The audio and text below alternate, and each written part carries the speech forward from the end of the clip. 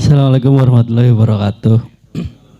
Ya, sedikit pertanyaan mungkin terkait dengan seperti yang kita ketahui bahwa memang dari awal sebelum terbentuknya Indonesia itu kan Indonesia masih berbentuk feodal ya, kerajaan-kerajaan, di mana sistemnya itu sentralistik, sistem pengelolaan sentralistik. Terus dijajah Belanda sampai kepada masa kemerdekaan, yang Soekarno pada saat itu menjabat masih kental dengan adanya sistem feodal. Lalu Soekarno jatuh, terus juga Soeharto menjabat, semakin mengakar ya sistem feodal dan oligarkinya. Dan satu-satunya harapan mungkin pada saat itu reformasi, tapi hingga saat ini reformasi itu hanya sebatas untaian kata gitu ya. Nah, kira-kira apakah memang nalar-nalar feodal yang diturunkan dari dulu sampai sekarang itu masih berpengaruh kepada masyarakat sehingga sistem demokrasi itu tidak berjalan secara ideal gitu? Sampai ya masih ada sistem oligarki termasuk di ini ya, kabupaten kita ya. Cilacap. Iya. Oh iya, saya Cilacap. Ya, itu mungkin cukup, Pak. Nah, sedikit menanggapi yang disampaikan Kang Badrus enggak? Atau jangan-jangan 98 itu tadi menyambung yang disampaikan Lucky, itu adalah agenda asing untuk membuka keran penguasaan terhadap Indonesia. Atau jangan-jangan demokrasi yang hari ini diterapkan di negara kita itu adalah agenda asing untuk menguasai Indonesia secara halus. Bagaimana mereka memodali calon-calon yang ingin mencalonkan diri untuk supaya agenda-agendanya itu dapat terlaksana, termasuk Freeport itu tadi dan lain sebagainya. Itu pertanyaannya, apakah demokrasi hari ini, demokrasi liberal dan lain sebagainya itu agenda asing karena Indonesia itu seksi ya untuk menguasai Indonesia. Terima kasih.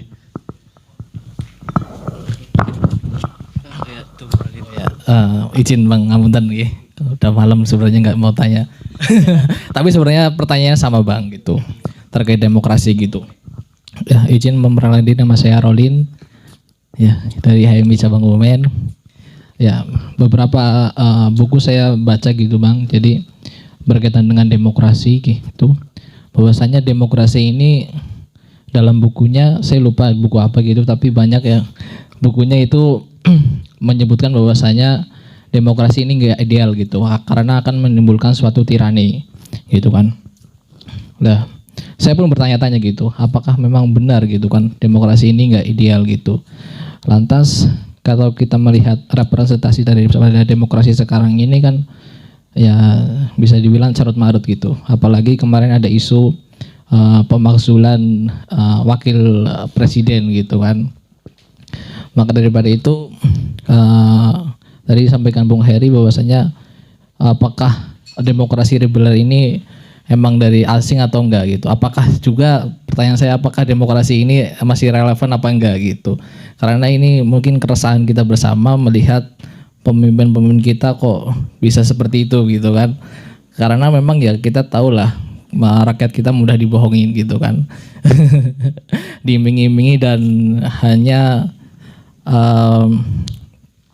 mengenal hanya dari kerak gitu, tapi nggak substansial. Mungkin itu yang bisa saya sampaikan. Ya, melanjut.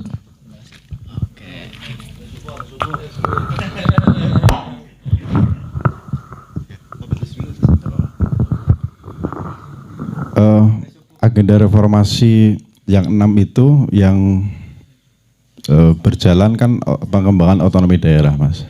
Otonomi daerah berjalan. Tapi penelitian Jeffrey Winter gitu, bukunya ada itu tebel, silakan dibaca. Oligarki yang dulu disematkan kepada Presiden Soeharto itu malah meluas, mengikuti konsep otonomi daerah.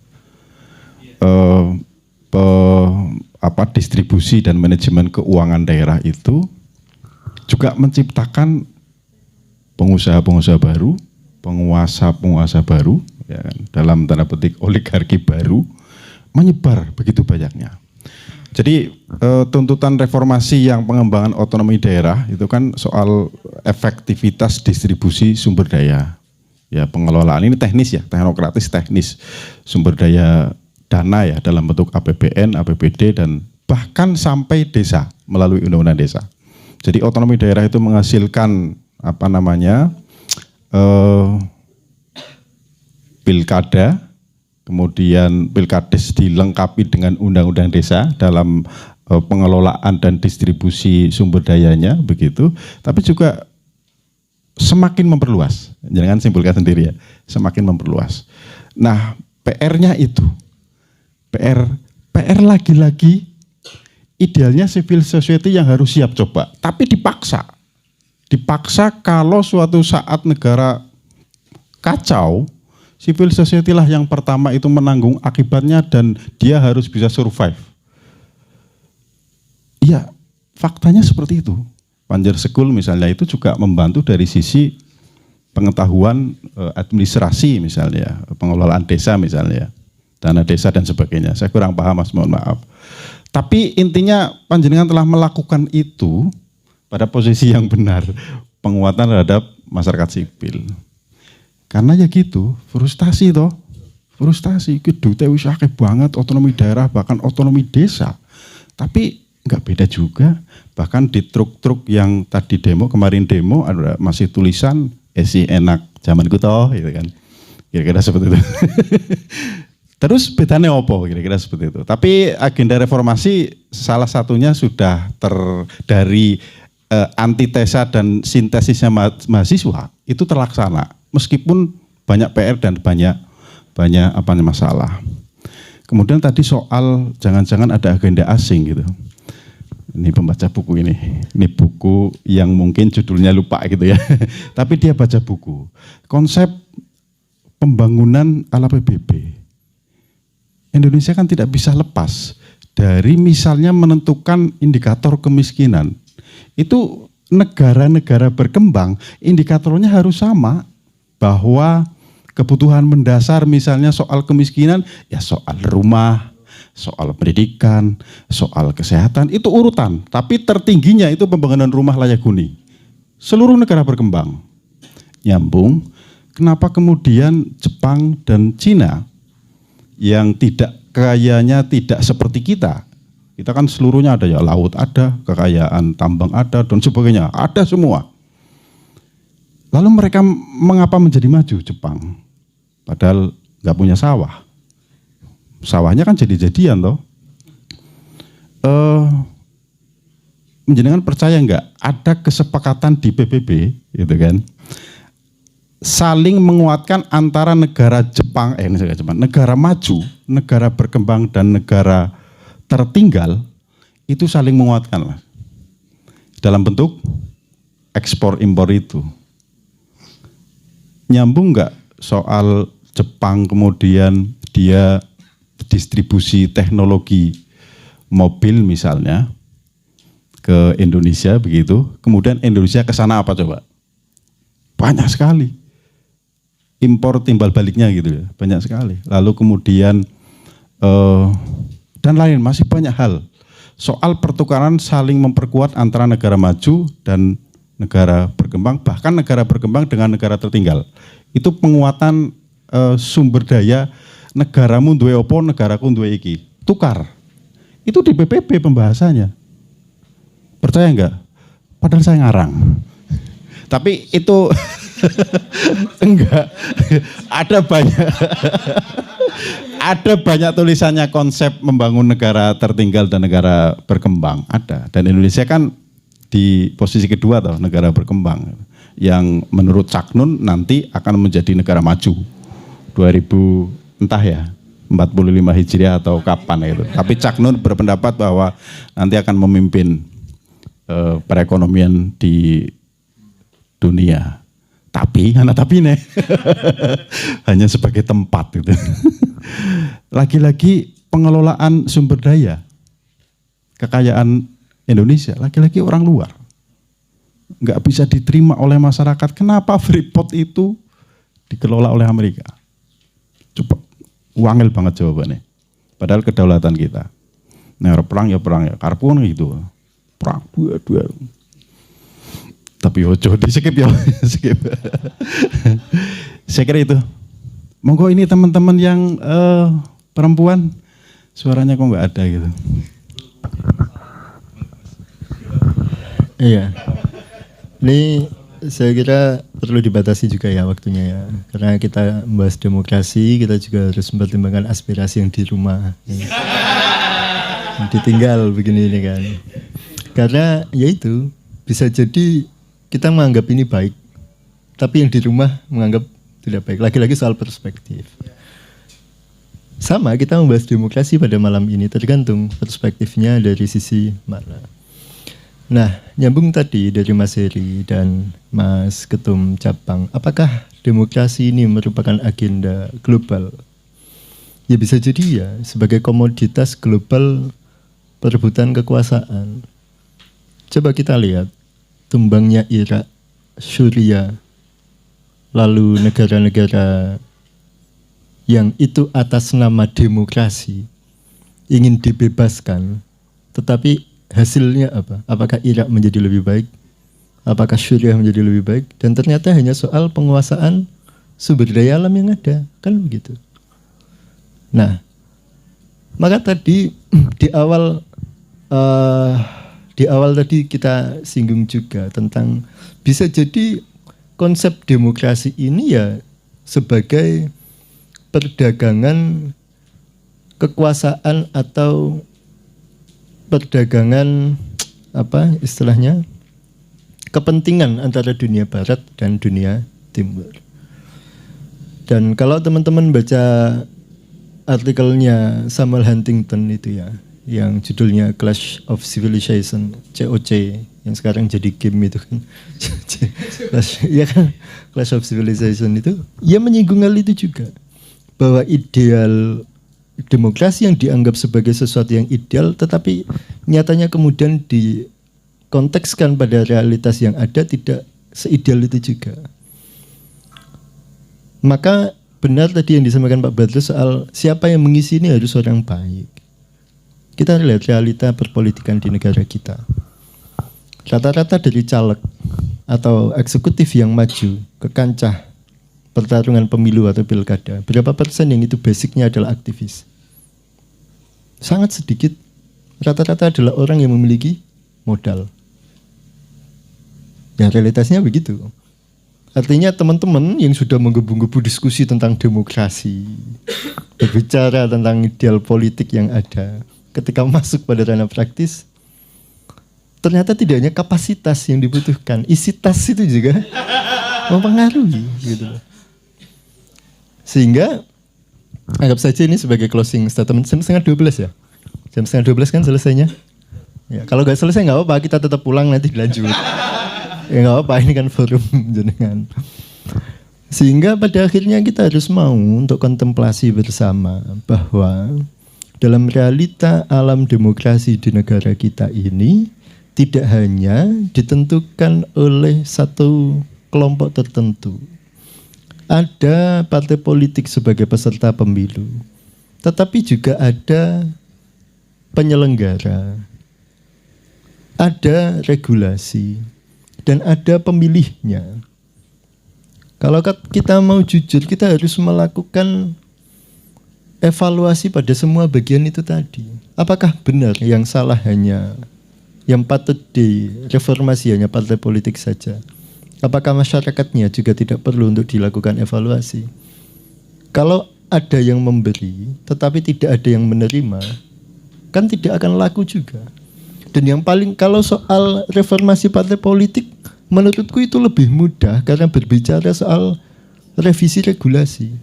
Tetapi melakukan reformasi masyarakat untuk mengembangkan nalar berpikirnya, untuk melakukan edukasi, untuk tidak, katakan sebagai contoh, untuk tidak menerima money politik, itu jauh lebih susah. Sekarang mereka yang minta, realitanya kan begitu. Bahasanya nunggu apa? Nunggu wangsit, uang disit kan. Gak milih siapa, nunggu wangsit disit lah. Dari pira sing mudun ya. Realitasnya begitu. Sehingga memang kita banyak hal yang harus dibenahi dari proses yang ada. Dan apa yang harus kita lakukan? Ya kita mengambil satu sikap, satu langkah yang bisa kita lakukan itu apa? Untuk melakukan mitigasi dalam jangka panjang. Jangan dikira hal-hal semacam ini kita diskusi malam ini tidak bermanfaat. Bisa jadi 5-10 tahun ke depan Mas Dunuk tidak hanya di legislatif UMNU misalnya kan, sudah di legislatif Kebumen misalnya.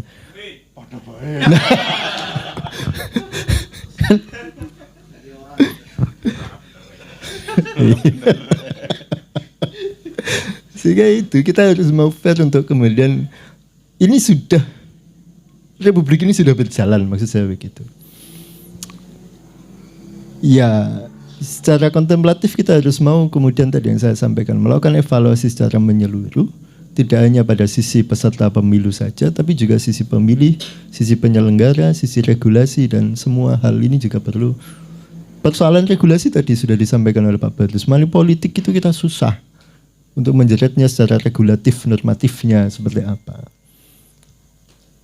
Dari sisi peserta pemilu tadi sudah disampaikan oleh Mas Heri. Dari sisi pemilih ya realitasnya semacam itu. Bahkan bantuan sosial semua ngaku miskin kok. Meskipun rumahnya sudah layak huni, memiliki pekerjaan tetap dan seterusnya. Kalau ada bantuan, kalau bisa merebut 2, ngambil 2, nggak peduli. Yang lain seperti apa. Sehingga tidak terbangun asobiah itu tadi. Apa tadi istilah? Solidaritas sosialnya itu tadi. Maka kita saat ini berada pada zaman yang kompleks. Pada zaman yang kompleks.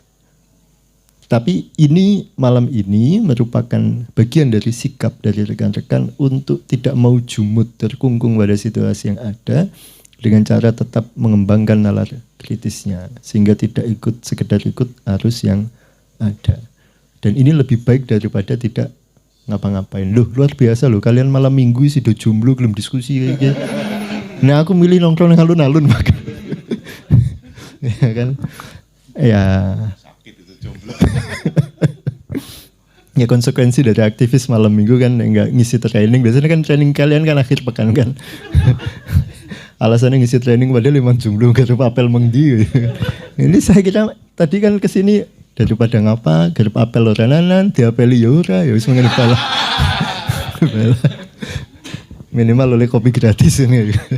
Jadi saya kira itu rekan-rekan. Memang banyak hal yang harus kita benahi, kita sikapi, tetapi menurut saya yang lebih penting karena kita bagian dari civil society yang ada, ya kita mengambil peranan-peranan yang bisa kita lakukan sebisanya apa yang itu kita lakukan daripada hanya berdiam diri. Saya kira begitu rekan-rekan semua.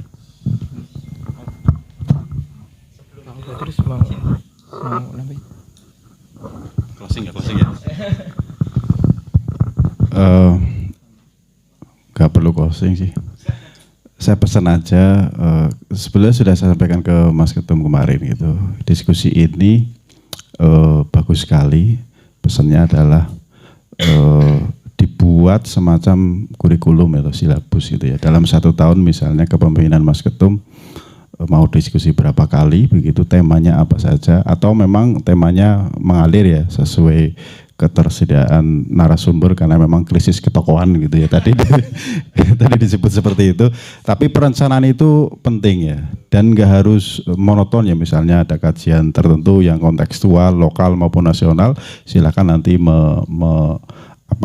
memaparkan, kemudian ada panelis tokoh lah ya, tokoh yang sedang berkembang begitu, diundang untuk panelis atau bentuk lainnya. Tapi perencanaan silabus ini penting menurut saya agar dalam 1 tahun itu target kajian maupun apa sih ya pengetahuan lah ya itu tercapai, sehingga nanti dibuat selanjutnya akan seperti apa begitu. Jadi itu aja lah, saya menyambut baik dan setelah ini saya kira bisa bergilir begitu ya perencanaan panjenengan.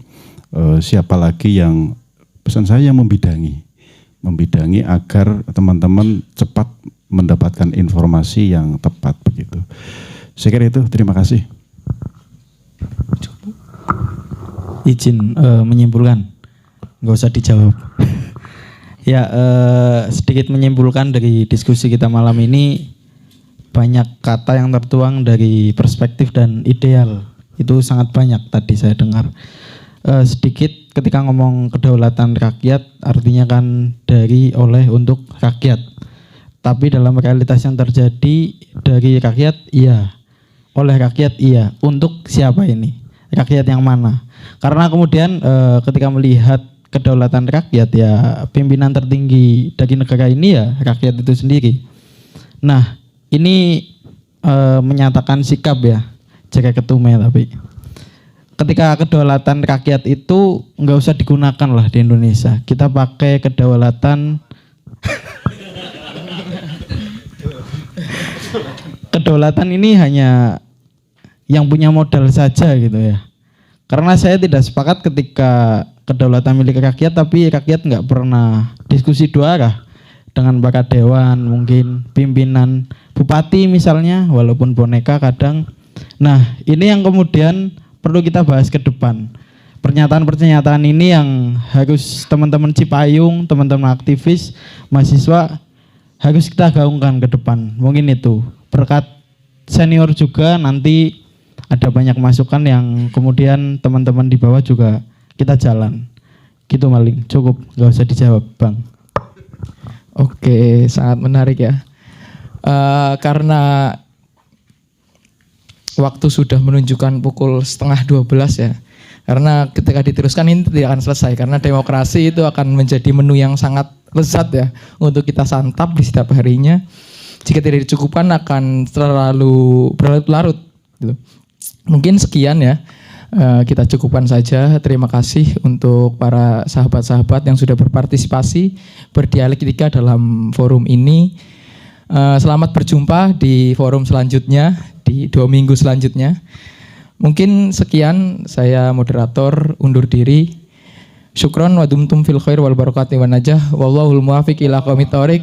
Wassalamualaikum warahmatullahi wabarakatuh.